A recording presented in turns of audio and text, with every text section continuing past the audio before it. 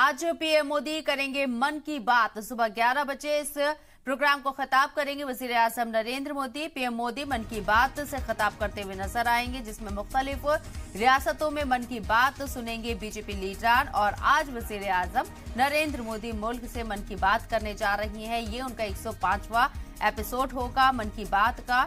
इस वक्त की ये बड़ी खबर आपको बता दें, 11 बजे मन की बात प्रोग्राम शुरू होगा। वजीर आजम नरेंद्र मोदी मन की बात करेंगे 11 बजे।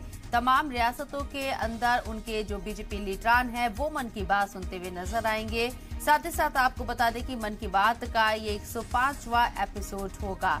वजीर आजम नरेंद्र मोदी आज 11 बजे मन की बात प्रोग्राम से खिताब करते हुए नजर आएंगे। अपने प्रोग्राम के जरिए आज वो क्या मैसेज देंगे ये देखना होगा, क्योंकि जब भी वो मन की बात करते हैं कोई एक मैसेज उसके अंदर छिपा हुआ होता है और वो लोगों से मुखातिब होते हैं मन की बात के जरिए और एक मैसेज आम करने की कोशिश करते हैं, चाहे वो समाजी फलाह बहबूद की बात हो। और ऐसे ही आज 105वें एपिसोड में मन की बात प्रोग्राम में वजीर आजम नरेंद्र मोदी खिताब करेंगे।